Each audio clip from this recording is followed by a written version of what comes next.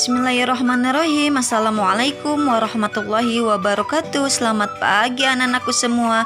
Ayo masih tetap semangat ya dalam melaksanakan pembelajaran jarak jauh ini. Nah, untuk pertemuan kali ini Ibu akan membahas tentang tema 4, berbagai pekerjaan, subtema 2, pekerjaan di sekitarku untuk pembelajaran ketiga kelas 4 SD. Ayo anak-anakku sekalian, jangan lupa ya selalu support dan dukung channel YouTube Ibu atas nama Setia Mindawati dengan cara mengklik, like, share, and subscribe. Selamat belajar anak-anakku semuanya. Anak-anakku sekalian, dalam pembelajaran 3 ini kita akan membahas tentang tangkisan dalam pencaksilat ya. Selain itu juga kita akan membahas tentang penggunaan sumber daya alam. Ayo anak-anakku sekalian, siapkan alat tulisnya dan catat setiap materi yang akan Ibu bahas ya. Anak-anakku semua, di kegiatan olahraga ini kamu akan melanjutkan latihan pencaksilat ya. Setelah bugar nanti kamu akan melanjutkan kegiatan diskusi tentang berbagai pekerjaan. Anak-anakku semuanya, sebelumnya kamu telah mempelajari keterampilan dasar pukulan dalam pencaksilat ya. Nah, sekarang kamu akan mempelajari lebih lanjut tentang gerakan tangkisan. Ayo amati gambar dan penjelasan berikut ini ya. Tangkisan dalam pencaksilat itu ada beberapa macam ya. Yang pertama itu tangkisan dalam. Tangkisan dari luar ke dalam sejajar dengan bahu. Yang kedua adalah tangkisan luar.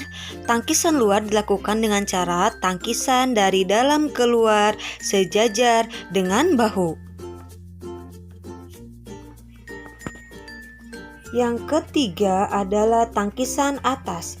Tangkisan atas dilakukan dengan cara tangkisan dari bawah ke atas untuk melindungi kepala dari serangan.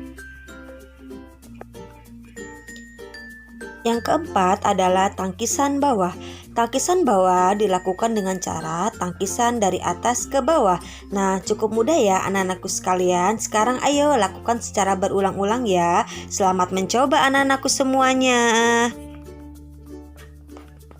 Nah, sekarang aku ingin mengetahui pekerjaan yang kegiatannya memanfaatkan sumber daya alam sehingga kita bisa menikmatinya. Termasuk kelompok profesi apakah pekerjaan mereka ya? Mari kita pelajari bersama. Pernahkah kamu berpikir bagaimana para pekerja pembuat pensil ya? Pensil awalnya adalah sebuah alat tulis dan lukis yang terbuat dari grafit murni atau karbon yang berasal dari alam loh. Sayangnya grafit murni cenderung rapuh dan mudah patah. Seiring perkembangan zaman, saat ini dibuat pensil yang merupakan campuran dari grafit dan tanah liat loh. Proses pencampuran ini dibalut oleh media kertas atau kayu. Cara membuat pensil saat ini adalah dengan menghancurkan grafit dan tanah liat menjadi bentuk bubuk. Kemudian dibakar selama kurang lebih 3 hari. Nah, setelah itu pensil ini dibentuk panjang dan tipis serta dibungkus oleh kayu. Kayu yang telah ditebang untuk pembuatan pensil berasal dari pohon loh.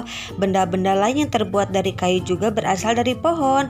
Nah, agar terjaga kelestariannya, pohon yang ditebang harus diganti dengan menanam kembali bibit baru dari tanaman sejenis. Selain itu, kita harus menghemat penggunaan pensil ya. Salah satu cara untuk menghargai lingkungan.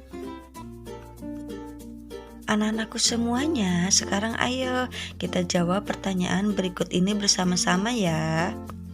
Pertama, berdasarkan teks bahasaan di atas, ayo ceritakan proses pembuatan pensil dalam kolom berikut ini. Pertama-tama, menghancurkan grafit dan tanah liat menjadi bubuk ya. Nah, setelah itu dibakar kurang lebih 3 hari deh.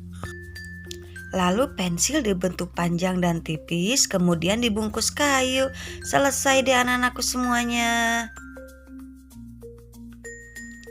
Nah, sekarang nomor 2 ya. Sumber daya alam apa sih yang digunakan untuk pembuatan pensil?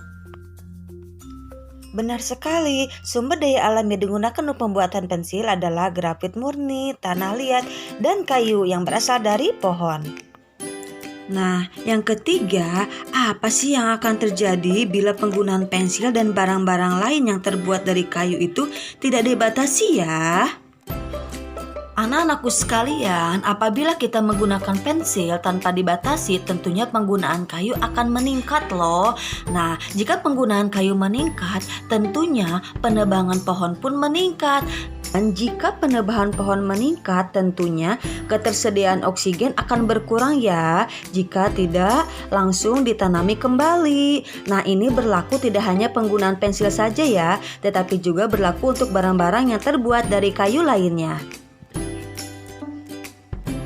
Nah, sekarang ayo berikan saranmu agar dapat menggunakan pensil secara hemat sebagai salah satu cara untuk melestarikan lingkungan ya. Anak-anakku sekalian, salah satu cara menghemat menggunakan pensil yaitu jangan terlalu runcing ketika meraut pensil ya, agar pensil tersebut tidak terlalu sering patah. Anak-anakku sekalian, barang-barang yang kita butuhkan merupakan hasil dari suatu pekerjaan loh. Ada beberapa pekerjaan yang menghasilkan barang, antara lain petani, peternak, nelayan, dan perajin. Selain pekerjaan yang menghasilkan barang, ada juga pekerjaan yang menghasilkan jasa atau pelayanan loh. Seperti apa Bu? Seperti dokter, polisi, guru, dan pemangkas rambut atau tukang cukur. Cukup dimengerti ya anak-anakku sekalian. Anak-anakku sekalian, barang-barang yang dihasilkan dari setiap pekerjaan itu sangat beragam loh. Banyak diantaranya yang memanfaatkan sumber daya alam di Indonesia. Sumber daya alam merupakan kekayaan alam yang diciptakan oleh Tuhan untuk kesejahteraan manusia. Nah, sekarang ayo perhatikan tabel berikut ini ya anak-anak sekalian. Tuliskan jenis barang yang dihasilkan dari setiap pekerjaan dan jenis sumber daya alam yang digunakan. Selamat mengerjakan anakku semuanya. Nah, anak-anakku sekalian, ayo lengkapi tabel berikut ini ya. Seperti misalkan ada seorang perajin, barang yang dihasilkannya apa sih? Kemudian asal benda yang digunakannya apa ya? Dan jenis sumber daya alam yang digunakannya apa? Ayo, selamat mengerjakan anak-anakku semuanya.